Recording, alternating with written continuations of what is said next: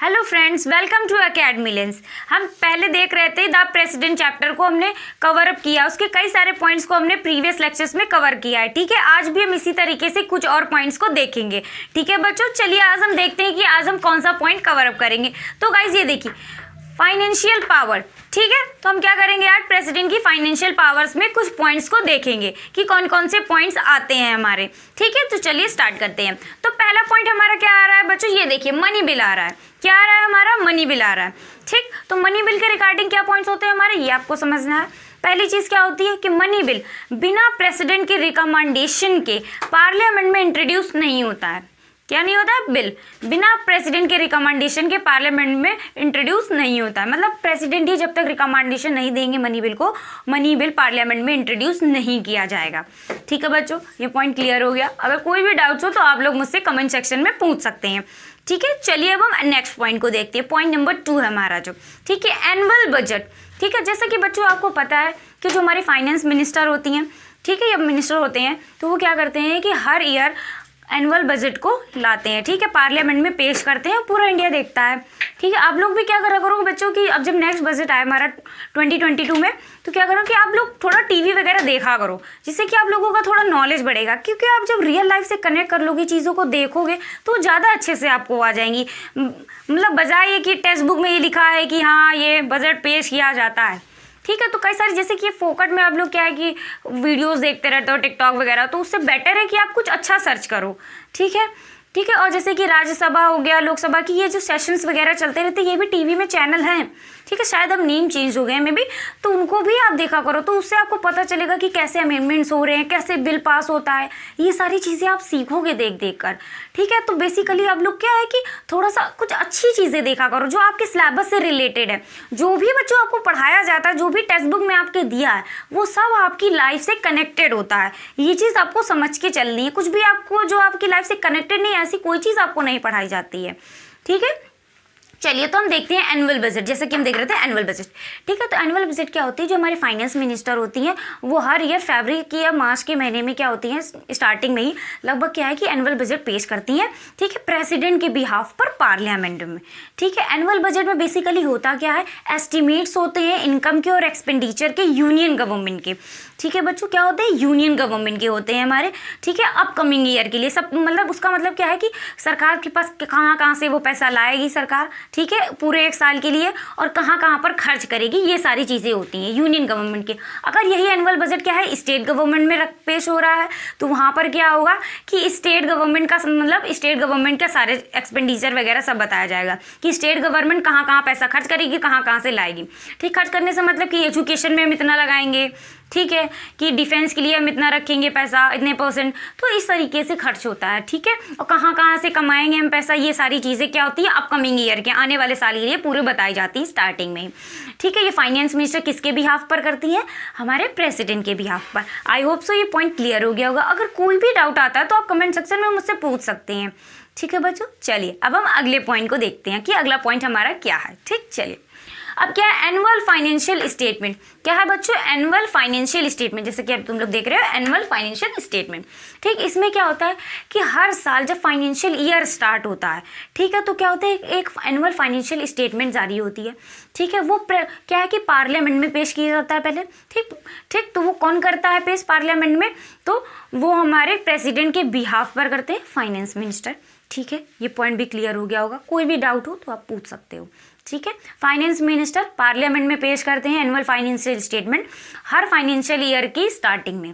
ठीक है, आ गई बात क्लियर, समझ में आ गई। ठीक, चलिए अब हम नेक्स्ट पॉइंट को कवर करते हैं। ठीक है, चलिए withdrawal of advances from contingency fund of India. ठीक है, यानी कि क्या है कि withdrawal of advances from the contingency fund of India. इसका मतलब क्या है बच्चों, ठीक, जो हमारा कंटीजेंसी फंड ऑफ इंडिया होती, सपोज कोई अचानक से सिचुएशन आ गई, सपोज देश में हमारे कोयल ख़त्म हो गया, अब हमारी गवर्नमेंट के पास इतना एक्स्ट्रा मनी नहीं है कि तुरंत से वहाँ से मतलब खरीद सके किसी और कंट्री से। ठीक है, या कोई और सिचुएशन अराइज हो गई हमारी कंट्री में, इमरजेंसी सिचुएशन आ गई, मतलब पता नहीं था कि अचानक से आ जाएगी, फिर पैसा कहाँ से लाएंगे, क्यों, क्योंकि बजट में तो फिक्स होता है कि इतना इतना पैसा इस जगह इन्वेस्ट, मतलब जाना है, इन्वेस्ट करना है। ठीक है, ये चीज़ें तो फिक्स होती, तो पैसा कहाँ से आएगा, तो कंटीजेंसी फंड से आता है। ठीक है, कंटीजेंसी फंड ऑफ इंडिया से। ठीक है, तो ये क्या होता है, प्रेसिडेंट ऑथोराइज करते हैं कि आप इससे पैसा निकाल सकते हैं, ठीक है, किसी मतलब अनफॉरेंसीन एक्सपेंडिचर के लिए। ठीक है बच्चों, ये चीज़ आपको क्लियर हो गई होगी। कोई भी डाउट हो तो आप लोग मुझसे पूछ सकते हैं, ठीक है। चलिए अब हम नेक्स्ट पॉइंट की तरफ हमारे बढ़ते हैं कि हमारा नेक्स्ट पॉइंट क्या है, ठीक है। तो चलिए नेक्स्ट पॉइंट हमारा क्या है, appointment of a finance commission, ठीक। मतलब क्या है कि हमारे प्रेसिडेंट जो होते हैं वो हर 5 साल बाद यानी हर 5th ईयर पे क्या होते हैं कि एक फाइनेंस कमीशन को अपॉइंट करते हैं, ठीक है। किसके लिए अपॉइंट करते हैं कि ताकि वो फाइनेंशियल मैटर्स को देखें, ठीक है, उस पर रिकमेंडेशन देता, वो प्रेसिडेंट को बताते हैं रिकमेंडेशन, फिर प्रेसिडेंट क्या है कि वो पार्लियामेंट के सामने रिकमेंडेशंस को रखते हैं। रिकमेंडेशन मतलब फाइनेंस कमीशन का काम ये होता है कि देखता है कि मतलब गवर्नमेंट का पैसा कैसे इंक्रीज करें, कि लॉस हो रहा तो उसको लॉस ना होने दे गवर्नमेंट को हमारे, है ना। तो ये सारी चीज़ें वो लोग चेकआउट करते हैं, ठीक। फाइनेंस कमीशन में अपॉइंटमेंट कौन करता है, मतलब फाइनेंस कमीशन कौन बनाता है, तो प्रेसिडेंट बनाते हैं हमारे, ठीक है। उनका जो चेयरमैन होता है उसको भी कौन अपॉइंट करते हैं, हमारे प्रेसिडेंट अपॉइंट करते हैं, ठीक। उसके बाद 4 अदर मेंबर्स होते हैं, उनको कौन अपॉइंट करता है, वो भी हमारे प्रेसिडेंट अपॉइंट करते हैं, ठीक है बच्चों। इतनी चीज़ें आपको क्लियर हो गई होंगी। और फाइनेंस कमीशन के जो मेंबर्स बनने के लिए चेयरमैन की काफ़ी सारी क्वालिफिकेशंस होती हैं, वो लोग आप अगर आपको पढ़नी हो तो मैं आपको पढ़ा सकती हूँ, आप लोग कमेंट सेक्शन में बोल दीजिएगा। बाकी आपके सिलेबस में नहीं मेंशन है, बस इतना ही पॉइंट है आपके, ठीक है। तो ये चीज़ें समझ में आ गई होंगी। कोई भी डाउट हो तो आप लोग कमेंट सेक्शन में मुझसे पूछ सकते हैं, ठीक है। तो लास्ट पॉइंट आप लोगों को समझ में आया ना कि फाइनेंशियल मैटर्स को देखने के लिए फाइनेंस कमीशन अपॉइंट करते हैं प्रेसिडेंट हमारे, ठीक है। फिर चेयरमैन और उसके 4 अदर मेंबर्स को भी अपॉइंट करते हैं, ठीक है बच्चों। जल्दी से आप लोग नोट कर लीजिए, फिर मैं इरेज कर देती हूँ, ठीक है। फिर अगले पॉइंट्स को हम कवर अप करेंगे। चलिए बच्चों, अब हम लोग क्या है दी प्रेसिडेंट का एक और पॉइंट देखते हैं, ठीक है। चलिए देखते हैं कौन सा पॉइंट है, मिलिट्री पावर, या इसी को हम लोग क्या कह सकते हैं बच्चों, डिफेंस पावर, ठीक है। तो चलिए अब हम देखते हैं कि डिफेंस पावर कौन कौन सी होती है हमारे प्रेसिडेंट की। पहले की जैसे कि हम जानते हैं कि क्या है कि प्रेसिडेंट हमारे सुप्रीम कमांडर होते हैं, किसके होते हैं, डिफेंस फोर्स के, इंडिया के डिफेंस फोर्स के, ठीक है। और इसी में हम ये भी कह सकते हैं कि आर्म्ड फोर्स के भी क्या है कि सुप्रीम कमांडर होते हैं, ठीक। तो इतनी चीज़ें क्लियर हो गई आपको। बस एक छोटे छोटे से पॉइंट्स में आपको लर्न करना है ना, मतलब ज़्यादा टफ करके नहीं करना है कि लंबा लंबा पॉइंट्स लेते चले जाओ, एकदम शॉर्ट पॉइंट्स के आप नोट्स बनाया करो जिस तरीके से मैंने आपको बताया, ठीक है। इस तरीके से शॉर्ट में आप लर्न कर सकते हो, इजीली दिमाग में आ जाएगा। सिंपल सी चीज़ है कि क्या है कि सुप्रीम कमांडर होता है डिफेंस फोर्स ऑफ इंडिया के, तो ऑब्वियस सी बात है कि वो आर्म फोर्स के भी होंगे, ठीक है। क्लियर हो गई। चलिए अब नेक्स्ट पॉइंट देखते हैं हम क्या है, अपॉइंटमेंट, यानी कि अब मिलिट्री पावर्स तो हम देख रहे हैं, ठीक है। तो यानी कि डिफेंस सेक्टर में प्रेसिडेंट हमारे किसको किसको अपॉइंट करते हैं, ठीक। तो पहली चीज़ क्या है कि वो 3 विंग्स जो होते हैं हमारे आर्म फोर्स के, उनको अपॉइंट करते हैं, ठीक है। उसके लिए कुछ सर्टेन रूल्स और रेगुलेशंस वगैरह होती हैं, कुछ क्वालिफिकेशंस, उनके बेसिस पर बेसिकली अपॉइंटमेंट अप्रूवल कौन देता है, हमारे प्रेसिडेंट देते हैं 3 विंग्स ऑफ आर्म फोर्स के, ठीक है।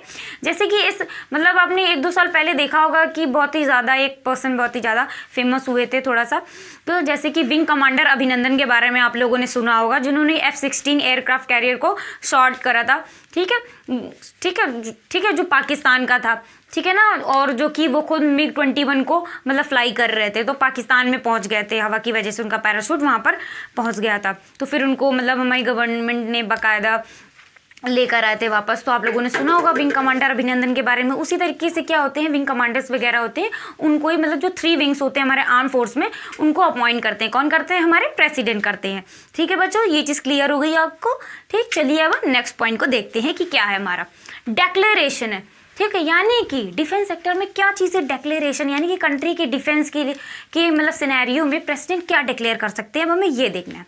तो बच्चों पहला पॉइंट क्या है हमारा कि प्रेसिडेंट क्या डिक्लेयर कर सकते हैं, तो पहली चीज़ क्या है, वो वॉर डिक्लेयर कर सकते हैं, पीस डिक्लेयर कर सकते हैं, ठीक है। कब डिक्लेयर कर सकते हैं, मतलब जैसे उनको लग रहा हो कि नहीं अब वॉर हो सकती है, चाइना से हो सकती है, या अचानक की आर्मी कुछ ज़्यादा ही अंदर तक बॉर्डर में आ गई है इंडिया के, ठीक है। तो इस तरीके के केसेस में क्या कर सकते हैं कि वो चाइना के कह सकते हैं कि चाइना से हमारा वॉर डिक्लेयर हो गया, या पाकिस्तान से हमारा वॉर डिक्लेयर हो गया, या हमारे बीच में अब पीस ट्रीटी साइन हो गई है, ठीक है, अब वॉर नहीं होगा कुछ भी। तो ये चीज़ें कौन करेगा, हमारे प्रेसिडेंट करेंगे। किसके परमिशन से, that is council of minister की परमिशन से करेंगे। विदाउट उनकी परमिशन वो कुछ नहीं करेंगे, कोई भी डिक्लेरेशन नहीं करेंगे, ठीक, कुछ भी डिक्लेयर नहीं करेंगे, ठीक है। किसके एडवाइस पर, that is council of minister की एडवाइस पर, ठीक है बच्चों। ये पॉइंट आप लोगों को क्लियर हो गया, ठीक है। इसके बाद हम कुछ और पॉइंट्स को कवर अप करेंगे, ठीक। कोई भी आप लोगों को डाउट हो रहा हो कि किस तरीके से पढ़ना है, कैसे नोट्स मेकिंग करनी, कुछ भी, तो आप लोग कमेंट सेक्शन में मुझसे पूछ सकते हैं। मैं अलग से एक डाउट सेशन करूंगी जिसमें कि आपको सब कुछ बताऊंगी, ठीक है बच्चों। अब मैं इरेज कर देती हूँ, आप जल्दी से पॉइंट नोट करना तो नोट कर लीजिए, ठीक है बच्चों। चलिए बच्चों, अब हम लोग दी प्रेसिडेंट चैप्टर में अगला पॉइंट देखते हैं, ठीक है। पहले हमने काफ़ी सारे पॉइंट्स कवर कर लिए, अब देखते हैं हमारा कि नेक्स्ट पॉइंट क्या आ रहा है, ठीक है। चलिए देखते हैं हम लोग जुडिशियल पावर, ठीक है। यानी ये क्या है कि प्रेसिडेंट की जुडिशियल पावर्स क्या क्या होती हैं, ठीक है, यानी कि लॉ को लेके क्या क्या पावर्स होती हैं, ठीक है। ये सारी चीज़ें आज हम देखेंगे। चलो देखते हैं वन बाय वन करके। पहली चीज़ क्या होती है, he is not answerable before any court of law, यानी कि चाहे वो सुप्रीम कोर्ट हो, ठीक है, चाहे कोई भी लोअर कोर्ट हो, यानी कि सबऑर्डिनेट कोर्ट्स जो होती हैं वो हो, या तो हाई कोर्ट हो, ठीक है, कोई भी प्रेसिडेंट की उनकी ड्यूटीज़ के रिगार्डिंग, ठीक है, यानी उनकी ऑफिस की जो ड्यूटीज़ होती हैं, ठीक है, प्रेसिडेंट ऑफिस की ड्यूटी के उनका जो टेन्योर है उसमें क्या है कि कोई भी क्वेश्चन नहीं पूछ सकता है उनसे, ठीक है, कि वो अपनी ड्यूटी सही नहीं कर रहे, उसके रिगार्डिंग कोई भी उनसे क्वेश्चन नहीं पूछ सकता, और प्रेसिडेंट आंसरेबल भी नहीं, उनको जवाब नहीं दे सकते हैं प्रेसिडेंट, ठीक है, उनका मानने में नहीं देंगे, ठीक। तो ये चीज़ मतलब क्या है कि आपको मतलब पॉइंट क्लियर हुआ कि मतलब बेसिकली है क्या कि कोई भी कोर्ट मतलब उन पर कोई केस नहीं कर सकता है, ठीक है, कोई उनको मतलब पूछने के लिए अपने पास बुला नहीं सकता किसी भी कोर्ट में, ठीक है, कोई भी जज, ठीक है, पूरे इंटायर कंट्री में। तो ये पॉइंट क्लियर हो गया। चलो अब नेक्स्ट पॉइंट देखते हैं कि क्या है हमारा। नो क्रिमिनल सूट, यानी कि प्रेसिडेंट जब तक अपना टर्म नहीं उनका कंप्लीट हो जाए, यानी कि जब तक उनका टेन्योर चल रहा है, 5 ईयर्स का उनका टेन्योर होता है, ठीक है, उसमें क्या है कि प्रेसिडेंट पे किसी भी तरीके के कोई भी क्रिमिनल चार्जेस नहीं लग सकते हैं, ठीक है। जब उनका टर्म खत्म हो जाएगा, टेन्योर खत्म हो गया 5 ईयर का, उसके बाद उन पे चार्जेस लग सकते हैं, लेकिन जब तक वो अपने ऑफिस में है तब तक किसी भी टाइप के कोई भी क्रिमिनल चार्जेस उन पर नहीं लगेंगे, ठीक है, मर्डर वगैरह जो भी हो, ठीक है, बहुत सारे क्रिमिनल चार्जेस होते हैं, तो उनमें से कोई भी उन पर एप्लीकेबल नहीं होगा, ठीक। ये होती है मतलब दूसरी पावर। फिर तीसरी क्या है, to grant pardon, reprieve, respite और रेमिशन ऑफ पनिशमेंट और टू सस्पेंड, रेमिट और कम्यूटेशन, ठीक है बच्चों। तो इसमें क्या है, कई सारे टर्म्स आ रहे हैं, मेरे एक एक करके देखेंगे। मतलब बेसिकली क्या है कि ये पार्डनिंग पावर होती है बेसिकली प्रेसिडेंट की, ठीक है। मतलब जैसे कि किसी की मतलब सुप्रीम कोर्ट ने कह दिया कि इस बंदे को फांसी होगी, इसने ये क्राइम किया है, ठीक है, तो वो क्या कर सकता है, पर्सन सीधे प्रेसिडेंट के पास जा सकता है, ठीक है। तो प्रेसिडेंट के पास चला जाएगा वो, ठीक। तो प्रेसिडेंट के पास कई सारे रास्ते होते हैं कि उसके केस के अकॉर्डिंग उनको देखेंगे कि मतलब वो केस जो है उस पर्सन का, ठीक है, कि वो किसके अकॉर्डिंग आ रहा है, ठीक है, सुप्रीम कोर्ट ने जजमेंट सही दिया है या नहीं दिया है, उनके मतलब जो प्रेसिडेंट को लगेगा उसके अकॉर्डिंग वो उस पर्सन को अपना डिसीजन देंगे, ठीक है। या तो वो क्या कर सकते हैं कि उसको पर्सन को मतलब बरी कर देंगे कि नहीं ठीक है चलो तुम्हारी फांसी कैंसिल कर दिया, कह देंगे 1 महीने बाद कर लो फांसी, ठीक है, ये ऑर्डर दे सकते हैं प्रेसिडेंट, ठीक है। ऐसे बहुत सारी चीज़ होती है, हम एक एक टर्मोलॉजी को देखेंगे, ठीक है। तो पहली हमारी टर्मोलॉजी क्या है, यहाँ पर पार्डन है, ठीक। जैसे कि ये देख रहे हो यहाँ पर लिखा हुआ है पार्डन, ठीक। रिमूव सेंटेंस और पनिशमेंट, यानी कि डायरेक्ट ही क्या कर सकते हैं, सुप्रीम कोर्ट ने सपोज कोई सेंटेंस दे दिया पर्सन को, ठीक है, फांसी का ही सपोज दे दिया उनको, ठीक। तो उस केस में क्या कर सकते हैं, पार्डन पावर क्या होती है प्रेसिडेंट की, रिमूव सेंटेंस। ये जो भी मतलब सुप्रीम कोर्ट ने, ठीक है, अगर जजमेंट दिया, उनको सेंटेंस दे दिया कि नहीं डेथ सेंटेंस है, तो वो क्या करेंगे उन केस में प्रेसिडेंट सीधे रिमूव कर देंगे कि नहीं तुमको कोई डेथ वेथ नहीं मिलेगी, ठीक है, तुम जाओ आराम से घूमो फिरो, ठीक। ये चीज़ होगी, ठीक, पार्डनिंग पावर होगी, बिल्कुल कैंसिल ही कर देंगे पनिशमेंट। और कोई पनिशमेंट की 5 साल के लिए उनको मतलब सज़ा दी गई है जेल में रहने की, तो उस केस में भी क्या होगा, सेम टू सेम चीज़ होगी, मना कर देंगे, ठीक, नहीं रहना तुमको, जाओ फ्री हो तुम, ठीक। ये पार्डनिंग पावर होती है, ठीक। अब उसके बाद नेक्स्ट पॉइंट हमारा क्या आता है, रिप्राइव, ठीक है, स्टे ऑन सेंटेंस, ठीक है गाइस, स्टे ऑन सेंटेंस। इसका मतलब क्या होता है स्टे ऑन सेंटेंस का, कि मतलब जैसे कि उन्होंने दे दिया कि 5 ईयर का है, ठीक है, 5 साल की इनको सज़ा है, तो क्या करेंगे कि प्रेसिडेंट उस पर स्टे दे देंगे कि नहीं रुक जाओ, अभी इतनी जल्दी इनको मत दो सेंटेंस, ठीक है, कुछ टाइम के बाद दे देना, ठीक है, ये कर सकते हैं। या जिस तरह पे सपोज कि कोई फिजिकली डिसेबल्ड है पर्सन, ठीक है, या सपोज कि वुमेन है, कोई प्रेग्नेंट है, तो कहेंगे कि इतने टाइम के बाद इनकी सज़ा स्टार्ट कर देना, तो ये चीज़ होती है स्टे, मतलब कुछ टाइम के लिए उनकी पनिशमेंट रोक देना, ठीक। ये चीज़ समझ में आ गई रिप्राइव का मतलब, ठीक है। चलिए गाइस, अब हम लोग क्या करते हैं, हमारे नेक्स्ट पॉइंट को देखते हैं। कुछ पॉइंट्स इधर दिए हुए उनको हम देखेंगे कि कौन कौन से पॉइंट्स हैं। तो हमारे क्या यहाँ पे रिस्पाइट है, ठीक, अवॉर्डेड लेस पनिशमेंट। इसका मतलब क्या है कि सपोज सुप्रीम कोर्ट ने किसी को 25 साल की सज़ा सुना दी है, अब उस बंदे की उम्र ही 65 ईयर हो गई है, ठीक है, उतनी लेट उसने क्राइम किया और फिर उसको सज़ा हुई, ठीक है, वो भी 25 साल की, तो पूरी उम्र तो उसकी चली गई। तो उस केस में क्या कर सकता है वो बंदा मतलब प्रेसिडेंट के पास जा सकता है, ठीक है। तो प्रेसिडेंट क्या करेंगे, उसको क्या कर देंगे, वो रेस्पाइट कर देंगे, यानी कि उसकी सेंटेंस को मतलब क्या कर देंगे, कम कर देंगे, ठीक है। जैसे सपोज उनको 15 साल की सज़ा दी थी, 25 की थी, उन्होंने 15 साल की सज़ा करती, तो ये चीज़ें कर सकते हैं। ठीक है बच्चों, ये चीज़ें मतलब थोड़ा थोड़ा तो आप लोगों को समझ में आ रहा होगा। कोई भी डाउट्स हो तो आप लोग पूछ सकते हो। ठीक, ये मैं टर्मिनोलॉजी इसलिए एक्सप्लेन कर रही हूँ कि ये बुक में आप लोगों के सिलेबस में तो नहीं दी हुई है, बट ये पढ़ोगे तो फिर समझ नहीं आएगी, तो इसलिए मैंने ये टर्म्स लिख दिए। आप लोग भी अच्छे से नोट कर लीजिएगा टर्म्स। ठीक है, चलिए अब हम देखते हैं कि हमारा नेक्स्ट टर्म क्या है। ठीक, रेमिशन, रिड्यूस टाइम। इस केस में क्या कर सकते हैं, टाइम को रिड्यूस कर सकते हैं। जैसे ज़्यादा टाइम है तो उसको कम कर सकते हैं। ठीक है, मतलब पनिशमेंट किसने दे दी, सपोज सुप्रीम कोर्ट ने, ठीक है, या हाई कोर्ट ने, जिसने भी दी परमिशन, कोर्ट ने दे दी परमिशन पर्सन को कि नहीं इसका टाइम पीरियड इतना है, ठीक है, कि इसको इस दिन फांसी होगी, तो उन्होंने क्या कर दिया कि नहीं टाइम पीरियड हम रिड्यूस कर दे रहे हैं और कम कर दे रहे हैं। ठीक है, नहीं कुछ दिन और बात कर लो। ठीक है, ये केस हो सकता है, या तो और भी केसेस हो सकते हैं, जैसे कि ज़्यादा उन्होंने पनिशमेंट, ज़्यादा साल की पनिशमेंट दे दी, तो उसमें क्या करेंगे कि नहीं इसका टाइम पीरियड कम कर दो, थोड़ा और कम देंगे, पनिशमेंट दे दो इसको। ठीक है, ये केस हो सकता है हमारे पास। ठीक, फिर कम्यूटेशन है यानी कि रिड्यूसमेंट। ठीक है, इन केस में क्या कि पनिशमेंट ही रिड्यूस कर देते हैं। कैसे, जो पर्सन फिजिकल डिसेबल्ड है, ठीक है, या प्रेग्नेंट कोई वुमेन है, तो उसकी कहेंगे नहीं 25 साल तक इसकी सज़ा है, तो नहीं कुछ दया दिखा देते हैं ना। ठीक है, तो जो दया होती है वही बेसिकली क्या है, ये कम्यूटेशन है। ठीक है, यानी कि क्या होगा कि नहीं इनको 25 साल की सज़ा ना दो, ठीक है, बेचारी वुमेन है, इसको चलो 10 साल की सज़ा दे देते हैं। ठीक, तो ये काम करते हैं प्रेसिडेंट हमारे। ठीक है, सज़ा को कम कर देते हैं। फिर उसके बाद कुछ पॉइंट्स हमारे और आते हैं, जैसे कि against any law, sentence by court martial, फिर डेथ सेंटेंस। ठीक है, ये केसेस हैं जिन पे इनसे रिलेटेड, इन पॉइंट से रिलेटेड जो भी केसेस होंगे बच्चों, उन पे ही क्या होगा कि प्रेसिडेंट अपना डिसीजन सुनाएंगे। इसके बाहर वाले केसेस पे नहीं। कोर्ट मार्शल जैसा कि पता है देशद्रोही का मतलब जो हमारे मतलब मिलिट्री पर्सनल जो डिफेंस फोर्सेस वगैरह में होते हैं उनका कोर्ट मार्शल किया जाता है बेसिकली। ठीक है, देशद्रोह के मतलब कुछ पॉइंट्स होते हैं उनके खिलाफ। ठीक है, एंटी नेशनल हो गया इस तरीके से। फिर अगेंस्ट एनी लॉ मतलब जो कि हमारे यूनियन लिस्ट है, स्टेट लिस्ट में जो सब्जेक्ट मेंशन है उसके अगेंस्ट में अगर कोई क्राइम होता है, जैसे पेट्रोलियम को लेके, ठीक है, वो यूनियन लिस्ट का सब्जेक्ट होता है। पुलिस हो गया तो वो क्या होता है, स्टेट लिस्ट का सब्जेक्ट होता है। तो इनसे रिलेटेड जो भी क्राइम्स होंगे उनके डिसीजन में भी क्या होगा कि प्रेसिडेंट अपनी पावर को यूज़ करेंगे। ठीक है, पार्डनिंग पावर को यूज़ करेंगे। फिर उसके बाद आता है हमारा डेथ सेंटेंस। डेथ सेंटेंस सबको पता है कि फांसी जब हो जाती है सुप्रीम कोर्ट, उसके अलावा सिर्फ प्रेसिडेंट ही बचते हैं।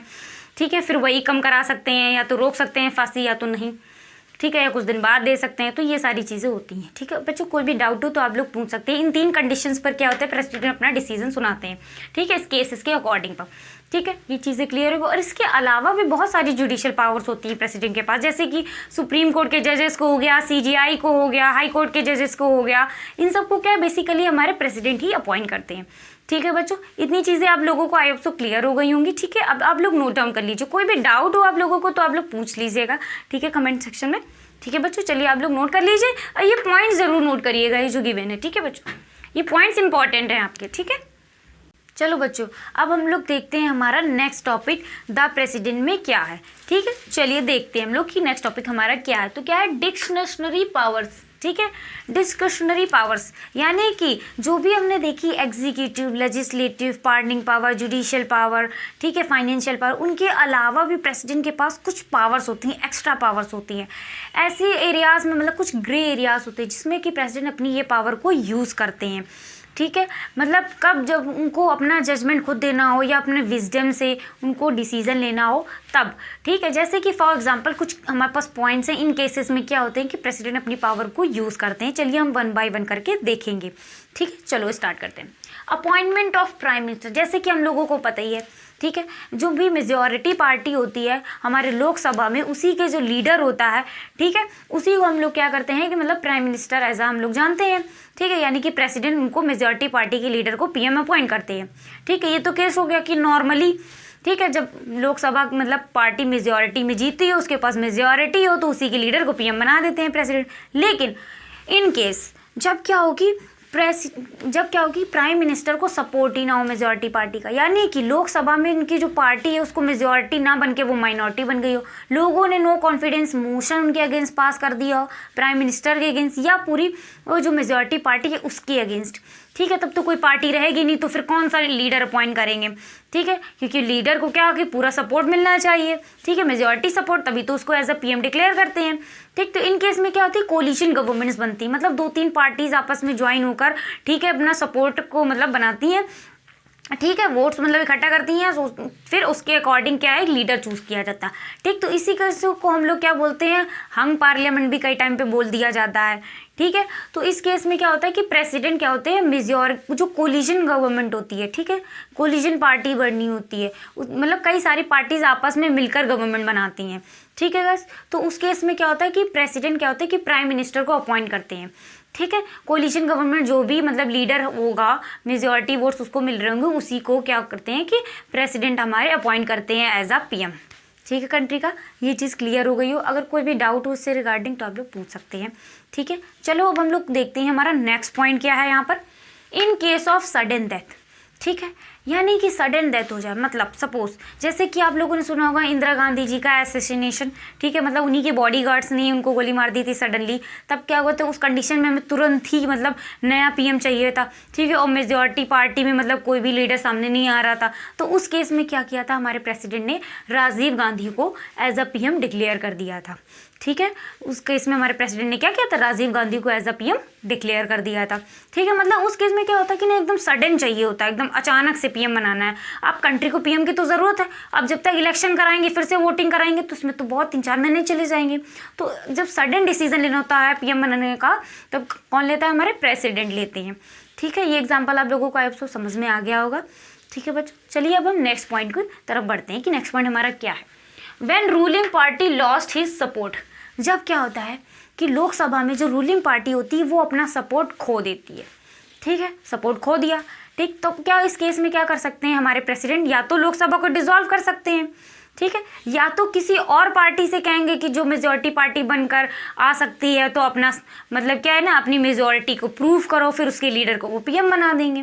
ठीक है, तो ये चीज़ें होती हैं कि या तो लोकसभा को डिसॉल्व कर देते हैं, ठीक है, और कहते हैं कि दूसरी गवर्नमेंट मतलब दूसरी पार्टी आओ, जाके गवर्नमेंट फॉर्म करो आके, फिर उसी के लीडर को वो पीएम बना देते हैं। ठीक, ये काम होता है हमारे प्रेसिडेंट का। चलिए अब हमारा नेक्स्ट पॉइंट देखते हैं कि नेक्स्ट पॉइंट हमारा क्या है, डिसमिसेस मिनिस्टर्स। ठीक है, जब क्या होता है कि लो कॉन्फिडेंस मोशन क्या हो जाए, पास्ड हो जाए, ठीक है, अगेंस्ट काउंसिल ऑफ मिनिस्टर्स के, और काउंसिल ऑफ मिनिस्टर रेडी ना हो रिजाइन करने के लिए। ठीक है, या तो पीएम के अगेंस्ट भी पास हो जाए नो कॉन्फिडेंस मोशन, और पीएम भी रेडी ना हो कि वो रेजिग्नेशन अपना देंगे, उन केस में क्या कर सकते हैं हमारे प्रेसिडेंट, उनको डिसमिस कर सकते हैं। ठीक है, पीएम को और काउंसिल ऑफ मिनिस्टर दोनों को क्या कर सकते हैं हमारे प्रेसिडेंट, डिसमिस कर सकते हैं, मतलब निकाल सकते हैं। ठीक है, उनकी मिनिस्टर की पोस्ट से उनको हटा सकते हैं। ठीक है बच्चों, ये वाला पॉइंट आप लोगों को क्लियर हो गया होगा। ठीक, जैसा कि ठीक है, अब उसके अलावा भी कई सारी पावर्स होती हैं हमारी। ठीक है, और भी हम नेक्स्ट टॉपिक देखते रहते हैं 1 बाय 1, जब जल्दी से आप लोग ये नोट कर लीजिए, फिर उसके बाद हम आगे बढ़ते हैं। चलिए बच्चों, अब हम लोग क्या है देखते हैं प्रेसिडेंट की नेक्स्ट पावर क्या है। कई सारी पावर्स हमने देखी हैं प्रीवियस लेक्चर्स में, अगर आप लोगों ने वीडियो नहीं देखा हो तो प्लीज़ देख लीजिएगा। ठीक है, चलिए हम लोग देखते हैं इमरजेंसी पावर। अब हमारा क्या देख रहे हैं हम लोग, इमरजेंसी पावर देख रहे हैं प्रेसिडेंट की। तो पहली चीज़ हमें समझनी है कि इमरजेंसी क्या होती है। जैसे लोग कहते नहीं अपने आप सुनोगे, कह रहे इमरजेंसी आ रही है, मुझे तो क्लास से जाना है, मुझे इमरजेंसी कॉल आ गया है, तो क्या मतलब कोई एक सडन सिचुएशन आ जाए जिसमें आपको तुरंत जाना पड़े या तुरंत वक्त की ज़रूरत हो। ठीक है, तो वो क्या होती है हमारी इमरजेंसी होती है। ठीक है, तो बेसिकली इमरजेंसी पावर के रिगार्डिंग क्या है, नेशनल इमरजेंसी वगैरह क्या है, ये सारी चीज़ें हम कवर करेंगे 1 बाय 1। चलिए हम लोग देखते हैं पॉइंट्स। पहला पॉइंट क्या है हमारा, अ सडन और अनफॉरेनसीन सिचुएशन, यानी कि एक सडन सिचुएशन आ जाए जिसका पता ना हो हमें। ठीक है, अचानक से एकदम से आ जाए सिचुएशन, सपोज अचानक से पाकिस्तान ने हमला कर दिया इंडिया पे। ठीक है, तो अब क्या हुई, ये अचानक से एक सिचुएशन क्रिएट हो गई हमारे पास। ठीक, अब क्या है सिचुएशन, अचानक से जब कोई भी सिचुएशन आती है तो वो कुछ डिमांड लेके आती है कि कुछ मतलब क्या है कि जल्दी से जल्दी कोई एक्शन लिया जाए इस पर। ठीक है, जल्दी से जल्दी इस प्रॉब्लम को सॉल्व किया जाए। ठीक है, सपोज एक इमरजेंसी, सपोज किसी का एक्सीडेंट हो गया, तो उस जगह पे एक्सीडेंट हुआ, ये तो इमरजेंसी हो गई, फिर तुरंत उनके क्या करना चाहिए, एम्बुलेंस को फ़ोन करना चाहिए या किसी कन्वेंस से लेके बंदे को जाना चाहिए। ठीक है, पैसे की ज़रूरत पड़ती है तो तुरंत वो क्या इमरजेंसी मनी की ज़रूरत पड़ेगी तो किसी को कॉल करते हैं। तो ये सारी चीज़ें क्या सिचुएशंस होती हैं इमरजेंसी की। ठीक है, जो डेली लाइफ में होती हैं आप लोग को, इसी तरीके से हमारे नेशनल इंटरेस्ट के लिए भी कुछ सिचुएशंस होती हैं। ठीक, तो उसमें क्या होता है कि हमारी तुरंत डिमांड होती है, इमीडिएट डिमांड होती है। ठीक है, इमीडिएट डिमांड होती है कि नहीं अब तुरंत एक्शन लेना है। ठीक है, तो उसके लिए टाइम नहीं होता है कि हम जल्दी से जल्दी लॉ बनाएं, क्योंकि लॉ वगैरह बिल विल पास करो तो बहुत टाइम चला जाता है, महीने 2 महीने चले जाते हैं। तो ऐसी सिचुएशन में जल्दी से जल्दी वर्क करना होता है, तो इसलिए ये इमरजेंसी पावर डिज़ाइन करी गई है। ठीक है, प्रेसिडेंट के लिए। ठीक, चलिए अब हम देखते हैं हमारा नेक्स्ट पॉइंट क्या है। आई होप सो ये वाला पॉइंट क्लियर हो गया होगा ना। ठीक, चलिए नेक्स्ट पॉइंट मूव करते हैं। Head of the state assume extra ordinary powers. ठीक है, इसका मतलब क्या है, हेड ऑफ द स्टेट कौन होते हैं हमारे, यानी कि प्रेसिडेंट। इनके पास क्या हो जाती है, इमरजेंसी सिचुएशन में कुछ एक्स्ट्रा ऑर्डिनरी पावर्स आ जाती है, मतलब कुछ ज़्यादा पावर्स आ जाती हैं। जो पहले थी उनके पास वो तो रहती है, और एक्स्ट्रा पावर इनके पावर्स में ऐड ऑन हो जाती हैं। ठीक है, अब क्या क्या इमरजेंसी होती हैं, क्या क्या पावर्स होती हैं, वो सारी चीज़ें हम लोग 1 बाय 1 कवर अप करेंगे।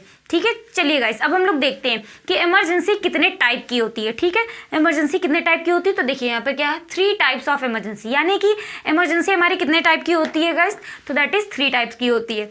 ठीक है, अब 1 बाय 1 देखते हैं कि कौन सी टाइप की कौन सी इमरजेंसी है। चलिए देखते हैं हम लोग। नेशनल इमरजेंसी, नेशनल इमरजेंसी होती है पहली तो हमारी।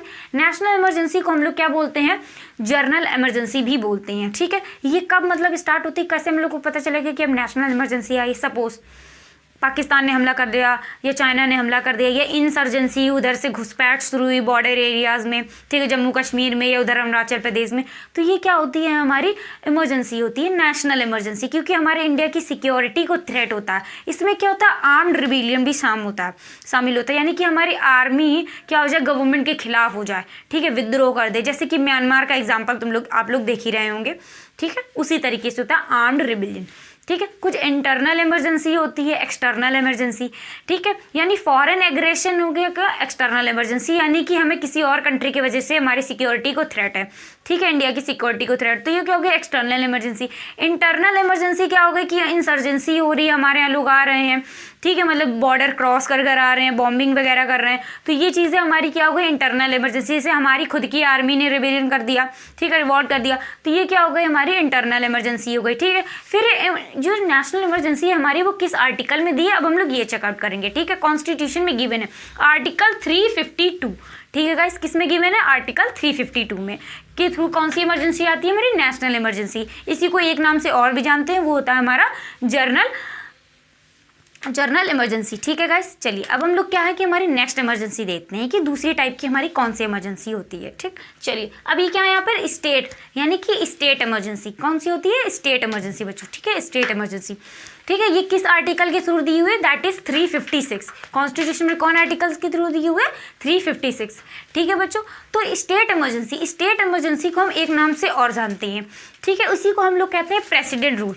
क्या कहते हैं, दी प्रेसिडेंट रूल, यानी कि इस स्टेट में प्रेसिडेंट रूल लगा हुआ है, ऐसा आप लोगों ने सुना होगा। ठीक है, पूरी कंट्री पे एप्लीकेबल नहीं होती, पर्टिकुलर मतलब स्टेट पर हो गया, पर्टिकुलर यूटी पे हो गया, मतलब पर्टिकुलर एक फिक्स्ड एरिया पे होती है। ठीक है, फिर उसके बाद क्या होता है कि स्टेट इमरजेंसी कब लागू की जाती है, जब वहाँ की लेजिस्लेटिव असेंबली डिसॉल्व हो जाए। ठीक है, वहाँ की गवर्नमेंट फॉल हो जाए, कोई भी मतलब लीडर ना हो कि वो वहाँ पर सीएम बन सके। ठीक है, उस समय यानी कि कॉन्स्टिट्यूशनल मशीनरी क्या हो जाए, फॉल हो जाए, उसका फेलियर हो जाए। ठीक है, उस केस में, ठीक है, breaking down of constitutional machinery. ठीक है, ये पॉइंट भी लिख के इसीलिए इसको क्या है कि कॉन्स्टिट्यूशनल इमरजेंसी भी ऐसा कहते हैं, कभी कभी कहते हैं। ठीक है, चलिए अब हम देखते हैं हमारी थर्ड इमरजेंसी क्या होती है। ठीक, तो होती है हमारी फाइनेंशियल इमरजेंसी, आर्टिकल 360। ठीक है गाइस, कितनी होती है, आर्टिकल 360 में कॉन्स्टिट्यूशन ने गिवन करा है प्रेसिडेंट को पावर कि वो फाइनेंशियल इमरजेंसी को डिक्लेयर कर सकते हैं। ठीक, तो फाइनेंशियल इमरजेंसी को कब डिक्लेयर करते हैं, वो क्या ग्राउंड्स होते हैं उनको, तो पहली चीज़ क्या होती है कि जब आपको फाइनेंस से ही पता चल रहा है कि मतलब हमारे ऊपर क्या बहुत सारा डेप्ट आ जाए, मतलब बहुत सारा हम लोगों ने मतलब कर्जा आ जाए, बहुत सारा हम लोगों को मतलब क्रेडिट्स मतलब दूसरे बैंक्स को देना, जैसे कि सपोज वर्ल्ड बैंक से इंडिया ने बहुत सारा कर्जा ले लिया। ठीक है, अब हमारे पास भरने के लिए पैसे नहीं है, और वो कहते नहीं हम आपकी लैंड ले लेंगे, ठीक है, आपकी मतलब कंट्री में कुछ टेरिटोरियल हिस्सा ले लेंगे हम। तो उस केस में क्या कर सकते हैं कि हमारे क्या है कि हमारे कंट्री की जो फाइनेंशियल है स्टेटस है उसको थ्रेट पहुंच रहा है।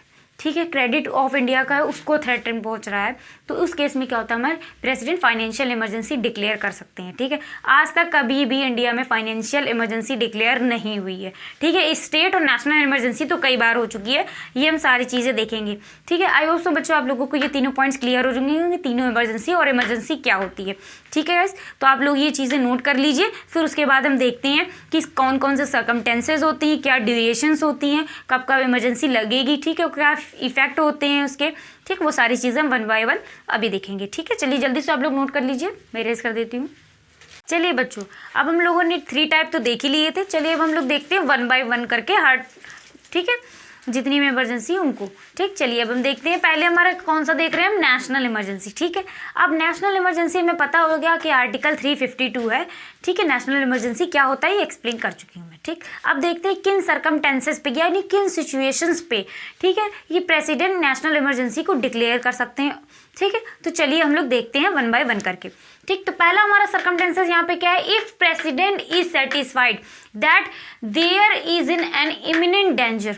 ठीक, यानी कि जब प्रेसिडेंट को लगे कि नहीं, अब उनको शायद किसी मतलब हमारी जो भी एजेंसीज़ होती हैं, ठीक है, सीक्रेट एजेंसीज़ हो गई जैसे कि रॉ वगैरह हो गई, तो उनसे सपोज़ उनको पता चला कि नहीं अब पाकिस्तान अटैक करने वाला है कुछ दिन बाद, या सपोज़ रात में ही सपोज़ आधी रात कोई पाकिस्तान ने अटैक कर दिया। ठीक, तो एक डेंजर सिचुएशन आ गई कि नहीं हमारी कंट्री की सिक्योरिटी के लिए, हमारे लोगों के लिए, जिस भी एरिया से वो लोग मतलब अटैक कर रहे होंगे, पंजाब से कर रहे होंगे या जम्मू कश्मीर के इलाके से, जिधर से भी। ठीक है, तो ये क्या एक सिचुएशन क्रिएट होगी। इस सिचुएशन में क्या कर सकते हैं, प्रेसिडेंट नेशनल इमरजेंसी को डिक्लेयर कर सकते हैं। ठीक है बच्चों, इतनी चीज़ें आप लोगों को क्लियर हो गई। ठीक, मतलब कोई सडन सिचुएशन आ जाए उस केस में। ठीक है, अब हम देखते हैं threat to security of India. Next point क्या है हमारा, threat to security of India. India की सिक्योरिटी को खतरा हो। ठीक है, जब प्रेसिडेंट को लगे सपोज अचानक वॉर हो गई, तो अब तो पता ही ना कि मतलब सिक्योरिटी हमारी इंडिया की खतरे में है। ठीक है, सपोज इधर पाकिस्तान कर रहा, अचानक चाइना भी मौके का फ़ायदा उठा ले, वो भी उधर नॉर्थ ईस्ट से मतलब अटैक कर दे इंडिया पे। ठीक है, तो ये सिचुएशन हो सकती है। ठीक है, मतलब क्या है कि या तो फिर क्या है कि हमारी कंट्री में ही मतलब हमारी जो आर्मी है वही रिबेलियन क्रिएट कर दे। ठीक है, ये हो सकता है। इंसर्जेंसी अचानक से हो रही, बॉम्ब ब्लास्ट अचानक से कई जगह पे होने लगे। ठीक है, अभी लुधियाना में ही रिसेंटली हुआ है, आप लोगों को तो पता ही होगा। ठीक है, तो इस तरीके की सिचुएशन में भी क्या कर सकते हैं हमारे प्रेसिडेंट, इमरजेंसी डिक्लेयर कर सकते हैं। ठीक है गाइस, और ये इमरजेंसी क्या है कि नेशनल इमरजेंसी ये किसी भी एक पार्ट में कर सकते हैं। सपोज कि पंजाब में खतरा है, पंजाब की तरफ से इंसर्जेंट्स आ रहे हैं। ठीक है, तो क्या कर सकते हैं कि वो सिर्फ पंजाब में ही लगा दें नेशनल इमरजेंसी, या कर सकते हैं कि पूरे इंटायर कंट्री में लगा दें। या मतलब 2-3 कंट्री एक साथ इंडिया पर अटैक करते तो क्या पूरी कंट्री में लगानी पड़ जाएगी। तो ये केसेस भी हमारे पास आते हैं। ठीक है, ये सारी सिचुएशंस है जिन पर कि क्या है कि प्रेसिडेंट नेशनल इमरजेंसी को इम्पोज कर सकते हैं। ठीक है, अब हम देखते हैं हमारा नेक्स्ट पॉइंट क्या है, approval in writing of the union cabinet. ठीक है, अपने मन से प्रेसिडेंट क्या है कि इमरजेंसी नहीं लगा सकते हैं। प्रेसिडेंट को क्या चाहिए होगा, यूनियन कैबिनेट का अप्रूवल चाहिए होगा। बिना अप्रूवल के राइटिंग में अप्रूवल देना होगा, लेटर होगा उस पर राइटिंग में रिटन में देंगे यूनियन कैबिनेट प्रेसिडेंट को कि हाँ अब आप नेशनल इमरजेंसी इस एरिया में या पूरे कंट्री में डिक्लेयर कर सकते हैं। अदरवाइज क्या है कि नेशनल इमरजेंसी प्रेसिडेंट डिक्लेयर नहीं कर सकते हैं। ठीक है, ये सारे पॉइंट्स आई होप सो आप लोगों को क्लियर हो गए होंगे बच्चों। चलिए अब इसके अलावा भी कुछ पॉइंट्स होते हैं, उनको भी हम लोग देख लेते हैं। ठीक है, चलिए अब हम देखते हैं कि ड्यूरेशन क्या होती है। मतलब क्या है कि ड्यूरेशन क्या होती है, मतलब क्या ऐसे कि कितने टाइम तक इमरजेंसी लागू हो सकती है। ठीक है, अब हम ये देखेंगे। ठीक, तो पहली चीज़ क्या है, approval of proclamation with in 1 month. ठीक, मतलब जितनी भी इमरजेंसी की प्रोक्लेमेशन होगी, हर एक इमरजेंसी लगाने पे क्या होगा कि प्रेसिडेंट को 1 महीने के अंदर अंदर, ठीक है, स्पेशल मेजॉरिटी से हाउस की, ठीक है, यानी कि टोटल मेंबरशिप प्रेजेंट से या more than 2/3 members present and voting से क्या होना पड़ेगा कि वो इमरजेंसी का प्रोक्लेमेशन या रेजोल्यूशन को पास कराना पड़ेगा। उसके बाद ही क्या है कि प्रेसिडेंट इमरजेंसी को डिक्लेयर कर सकते हैं। ठीक है, 1 मंथ के अंदर कराना होता है। ठीक है, ये आप लोग समझ गए होंगे। ठीक है, और एक टाइम पे क्या है कि इमरजेंसी सिर्फ 6 मंथ के लिए ही वैलिड होगी। ठीक है, एक टाइम पे कितने मंथ के लिए वैलिड होगी, 6 मंथ के लिए। ठीक, जैसे कि हमारा नेक्स्ट पॉइंट है 6 मंथ। ठीक, तो एक टाइम पे 6 मंथ के लिए वैलिड हुई। ठीक है, अब कहीं नहीं कि अभी सिचुएशन तो सही नहीं है इस एरिया की, अभी हमें 6 मंथ और ज़रूरी है, अभी वॉर हमारा और दिन चलेगा। सपोज वॉर लड़ रहे हैं हम लोग चाइना से, तो काफ़ी दिन चलेगा। तो नॉर्थ ईस्ट पे हमने क्या किया, अरुणाचल प्रदेश पे कि इमरजेंसी लगा दी। ठीक है, अब कहेंगे नहीं 6 महीने बाद अभी भी चाइना वहीं बॉर्डर पे ही है, अभी भी वो लड़ाई कर रहा है, नहीं अभी तो और लगाने की ज़रूरत है। तब हम क्या करेंगे, फिर से स्पेशल मेजॉरिटी से पास कराएंगे। ठीक है, प्रोक्लेमेशन, ठीक, इमरजेंसी का रेजोल्यूशन फिर से पास कराएंगे, फिर उसके बाद फिर से नेक्स्ट 6 मंथ के लिए होगा। ठीक है, तो इस तरीके से ये प्रोसेस कंटिन्यू होता रहेगा। ठीक, फिर उसके बाद can be renewed for next 6 month, यानी कि रिन्यू करा जा सकता है 6 मंथ के लिए। मतलब फिर से इसको पास करा दो तो रिन्यू हो जाएगा। ठीक है, मतलब 6 मंथ लग गई, फिर उसके बाद हमें और लगानी है तो फिर एक रेजोल्यूशन फिर से वही पास करो। ठीक है, स्पेशल मेजॉरिटी से हाउस में। ठीक है, दोनों मतलब कि क्या दोनों हाउसेस प्रेजेंट होने चाहिए। ठीक है, ये पॉइंट इंपॉर्टेंट है। ये नहीं है कि सिर्फ राज्यसभा या सिर्फ लोकसभा से ही पास करा लो, नहीं, दोनों हाउसेस प्रेजेंट हो, टोटल मेंबरशिप हो, 2/3 से ज़्यादा मेजॉरिटी हो, प्रेजेंट भी हो, वोटिंग भी हो मेंबर्स की, ठीक है। तो ये चीज़ कंडीशंस हो गई हमारी। अब एक पॉइंट यहाँ पर हमारे पास और आता है, ठीक है, कि अब सपोज ये 6 मंथ पूरे हो गए, उसके बाद क्या हो जाएगा, ये जो इमरजेंसी का प्रोक्लेमेशन है वो लैप्स हो जाएगा, मतलब खत्म हो जाएगा। फिर अगर उनको फिर से लगानी होती है तो क्या करना पड़ता है, ऑब्वियस सी बात है कि फिर से वो प्रोक्लेमेशन जाए पार्लियामेंट में, हाउस के पास लेकर, फिर पास कराएं मेजॉरिटी से। तो ये सारा प्रोसेस कंटिन्यू चलता रहता है कि जब तक के लिए आप मतलब प्रेसिडेंट चाहेंगे कितने भी टाइम्स नंबर ऑफ इमरजेंसी लगाते रहें, ठीक है। अब कुछ इमरजेंसी के इफेक्ट्स वगैरह भी होते हैं, वो भी सब हम देखेंगे 1 बाय 1 करके। तब तक बच्चों आप लोग ये सारी पॉइंट्स नोट डाउन कर लीजिए, ठीक है। कोई भी डाउट्स हो तो आप लोग कमेंट सेक्शन में पूछ लीजिएगा या तो स्क्रीनशॉट ले लीजिए। चलिए बच्चों, अब हम लोग देखते हैं कि कुछ इफ़ेक्ट भी होते हैं हमारे नेशनल इमरजेंसी के। मतलब क्या है कि हमारे लोग हैं, हम लोग हैं जैसे कि, ठीक है, हमारा लॉ एंड ऑर्डर है, उसमें भी क्या है कि कई सारे चेंजेस आएंगे, ठीक है, अगर इमरजेंसी डिक्लेयर होगी। जैसे कि अभी आप लोगों ने देख रहे थे एक टाइप का इमरजेंसी टाइप की सिचुएशन थी हमारे पास, जैसे कि कोविड की, लॉकडाउन लगा था, तो बहुत सारे चेंजेस आए हम लोगों के आसपास, ठीक है। हम लोगों को, बहुत सारे लोगों को ऑक्सीजन सिलेंडर्स की कमी महसूस हो रही थी, बहुत लोगों को खाना नहीं मिल रहा था, जॉब्स चली गई थी, ठीक है। तो बहुत सारी सिचुएशंस आती, बहुत सारे चेंजेस आते हैं हमारी सोसाइटी में। उसी तरीके से क्या हमारे नेशनल इमरजेंसी जब एप्लीकेबल होती है तब क्या होता है कि उसमें भी बहुत सारे चेंजेस आते हैं हमारी सोसाइटी में, हम लोगों में, ठीक है, हमारे फाइनेंस में बहुत सारे चेंजेस आते हैं। तो एक एक करके हम देखते हैं कि क्या क्या चेंजेस आते हैं, ठीक है। चलिए शुरू करते हैं। हमारे ये देखिए लिखा है इफेक्ट ऑफ नेशनल इमरजेंसी, ठीक है बच्चों। चलो अब हम शुरू करते हैं 1 बाय 1 करके, ठीक है। तो क्या पहला क्या दिया हमारा, फंडामेंटल राइट्स सस्पेंशन, ठीक है। यानी कि क्या होगा हमारे कि फंडामेंटल जो राइट्स हैं वो हमारे सस्पेंड हो जाएंगे, मतलब जितने भी हमारे फंडामेंटल राइट्स होते हैं वो सारे के सारे क्या हो जाएंगे, सस्पेंड हो जाएंगे, एक्सेप्ट 2, यानी कि हमारे सिर्फ 2 आर्टिकल को छोड़कर। कौन सा आर्टिकल, यानी कि 20 और 21 आर्टिकल, ठीक है। 20 आर्टिकल क्या कहता है, बेसिकली ये कहता है कि एक पर्सन को एक मतलब एक जुर्म के लिए एक ही बार सज़ा दी जाएगी, बार बार नहीं दी जाएगी। तो ये वाला हमारा कंटिन्यू रहता है। और सेकेंड हमारा 21, यानी कि किसी भी पर्सन को डिप्राइव नहीं किया जाएगा, ठीक है, पर्सनल लिबर्टी से, लाइफ से, ठीक है, पर्सनल लाइफ, लिबर्टी, इन सब से डिप्राइव उसको नहीं किया जाएगा, मतलब उसकी लाइफ नहीं जीनी जाएगी जो उसकी पर्सनल लाइफ चल रही है, ठीक है। लेकिन क्या होगा, अकॉर्डिंग टू लॉ के अकॉर्डिंग जो भी चल रही है। अब ये नहीं कि वो क्राइम करने निकल गए सड़कों पे, तो वो तो अलग हो जाएगा ना। राइट टू लाइफ है तो आप घर पे रहो आराम से, लाइफ है आपके पास, टीवी देखो, जो करना है वो करो, ठीक। तो इस तरीके की मतलब क्या है कि ये 2 पॉइंट्स हमारे जो हैं, 2 आर्टिकल्स, तो ये सिर्फ वर्किंग में रहते हैं जब नेशनल इमरजेंसी लागू होती है, ठीक है। तो बाकी फंडामेंटल राइट्स सस्पेंड हो जाते हैं। यहाँ तक कि एक जो सुप्रीम कोर्ट में हम लोग जा सकते हैं, कभी भी हम लोग जा सकते हैं सुप्रीम कोर्ट में अगर हमारे फंडामेंटल राइट्स वायलेशन होते हैं।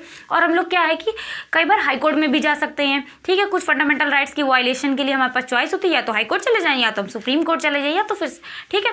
तो इस तरीके से हम लोग जाते हैं। लेकिन हम लोग बाकी जो भी वायलेशन होंगे फंडामेंटल राइट्स की, सारे के सारे सस्पेंड हो गए हमारे, तो हम नहीं जा सकते हैं। लेकिन अगर ये 2 आर्टिकल अगर रीजन है हमारा वायलेशन का, अगर हमारे ये दोनों आर्टिकल वायलेट हो रहे हैं, तब हम उस केस में सुप्रीम कोर्ट जा सकते हैं और हाई कोर्ट जा सकते हैं। लेकिन और जो बचे खुचे हमारे फंडामेंटल राइट्स होते हैं उनके केस में हम सुप्रीम कोर्ट या हाई कोर्ट नहीं जा सकते हैं, ठीक है बच्चों। ये चीज़ आप लोगों को क्लियर हो गई होगी, ठीक है। चलिए अब हम लोग नेक्स्ट पॉइंट देखते हैं कि हमारा नेक्स्ट पॉइंट क्या है। सेंटर स्टेट रिलेशनशिप, यानी कि आप लोगों को पता है हमारे यहाँ क्या है, जो गवर्नमेंट है हमारी वो क्या है, फेडरल सिस्टम वाली गवर्नमेंट है, ठीक है। यानी कि पहले एक सेंटर पावर होती है, फिर वो स्टेट से पावर शेयर करती है, फिर स्टेट गवर्नमेंट होती है वो अपनी लोकल गवर्नमेंट से पावर शेयर करती है, यानी म्यूनसिपालिटीज़, पंचायती राज वगैरह से, ठीक है। तो इस तरीके से ये चलता है। तो इसमें क्या होता है, हमारा जो फेडरल स्ट्रक्चर है वो यूनिटरी में क्या हो जाता है, कन्वर्ट हो जाता है। क्या हो जाता है बच्चों, वो यूनिटरी में कन्वर्ट हो जाता है। यानी कि इसका मतलब क्या है कि अब स्टेट अलग पावर, अपना अलग एडमिनिस्ट्रेशन चला रहे थे, ठीक है, सेंट्रल अपना अलग एडमिनिस्ट्रेशन चला रहे थे। लेकिन अब क्या हो जाएगा कि जो हमारा स्टेट होगा उसकी सारी पावर छिन जाएगी, सारी की सारी पावर किसके हाथ में चली जाएगी, हमारे सेंटर के हाथ में। फिर सेंटर जो भी लॉज बनाएंगे, ठीक है, जो भी उनकी स्टेट लिस्ट होती है, देखो 2 लिस्ट होती है, एक स्टेट लिस्ट होती है, एक, ठीक है गाइस, और फिर एक सेंट्रल लिस्ट होती है, एक कॉन्करेंट लिस्ट होती है। ये 3 लिस्ट होती है हमारी, ठीक है। बेसिकली यहाँ पे 2 के मैटर हो रहा है, ठीक है। तो यानी कि क्या है कि यूनियन गवर्नमेंट क्या है कि स्टेट लिस्ट जो भी होगी, ठीक है, तो उसमें क्या करेगी, इंटरफेयर करेगी। यहाँ पर जो भी डिसीजन होंगे बजट से लेके वॉट एवर द डिसीजन, वो सारे के सारे कौन लेगी, हमारी यूनियन गवर्नमेंट लेगी स्टेट में, ठीक है। क्योंकि अगर उस स्टेट में जब वो इमरजेंसी, नेशनल इमरजेंसी लगा देंगे उस केस में, ठीक है। तो सेंटर स्टेट रिलेशनशिप आपको समझ में आ गई होगी कि यानी कि जितने भी लॉज होंगे, बिल होंगे, वो सब के सब क्या होंगे, प्रेसिडेंट के अकॉर्डिंग पास होंगे, यानी कि यूनियन गवर्नमेंट के अकॉर्डिंग ही पास होंगे। ठीक है, वहाँ पे स्टेट लेजिस्लेटिव असेंबली का कोई रोल नहीं होगा। ठीक, ये चीज़ समझ में आ गई आप लोगों को। चलिए हम नेक्स्ट पॉइंट पे बढ़ते हैं। Financial provisions. फाइनेंशियल प्रोविजंस क्या होते हैं हमारे, सपोज कि जो हमारा क्या होता है कि सेंटर स्टेट रिलेशंस होते हैं, ठीक है, उसमें क्या होता है हमारा एक्सपेंडिचर्स होते हैं, ठीक है, इनकम्स होती है, सेंटर कुछ पैसा देती है स्टेट को कि आप ये काम करिएगा, तो उस केस में भी क्या होगा कि वो चेंज कर सकते हैं इमरजेंसी के टाइम पे। सुप्रीम कोर्ट जो होते हैं हमारे, हाई कोर्ट होते हैं, उनके जजेस की सैलरी हम रिड्यूस कर सकते हैं। जो MPs होते हैं, MLAs होते हैं, उनकी सैलरी भी क्या करते हैं, रिड्यूस करी जा सकती है। कब, किस केस में करी जा सकती है बच्चों, कि जब क्या होगा कि वहाँ पर मतलब इमरजेंसी लागू होगी। तो फाइनेंशियल प्रोविजंस जितने भी होते हैं वो सारे के सारे क्या हो जाएंगे, हमारे जो स्टेट के होते हैं वो सारे के सारे सस्पेंड हो जाएंगे। क्या हो जाएंगे, फाइनेंशियल प्रोविजन सारे के सारे स्टेट के सस्पेंड हो जाएंगे। ठीक है, सस्पेंड हो जाएंगे। अब उसके बाद क्या है, रिड्यूसमेंट ऑफ सैलरी, मतलब सैलरी रिड्यूस हो जाएगी जिसकी भी चाहेंगे, मतलब पूरे स्टेट में, तो उनकी सैलरी गवर्नमेंट ऑफिशियल्स जो भी होंगे उनकी सैलरी क्या होगी, हमारी यूनियन गवर्नमेंट रिड्यूस कर देगी। ठीक है, यानी कि बेसिकली प्रेसिडेंट करेंगे रिड्यूस। ठीक है, चलिए अब हम लोग नेक्स्ट पॉइंट हमारा देखते हैं क्या, यूनियन एंड स्टेट लेजिस्लेचर।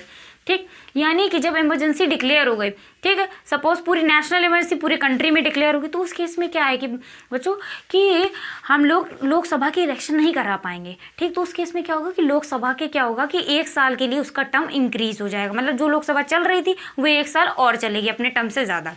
ठीक है, इसी तरीके लेजिस्लेटिव असेंबली यानी विधानसभा में भी यही चीज़ होगी कि अगर किसी स्टेट में या ठीक है, अगर लागू हो गई इमरजेंसी नेशनल, तो क्या होगा कि उसका भी 1 साल का टर्म हमारा इंक्रीज हो जाएगा। ठीक है, ये चीज़ आप लोगों को आई होप सो क्लियर हो गई होगी। ठीक है, और भी बहुत सारी चीज़ें हैं, हम लोग 1 बाय 1 करके नेक्स्ट लेक्चर में कवर अप करेंगे। ठीक है, आई होप सो बच्चों आप लोगों को आज का लेक्चर समझ में आया होगा। जो भी चीज़ें नोट है आप नोट डाउन कर लीजिए या स्क्रीनशॉट ले लीजिए।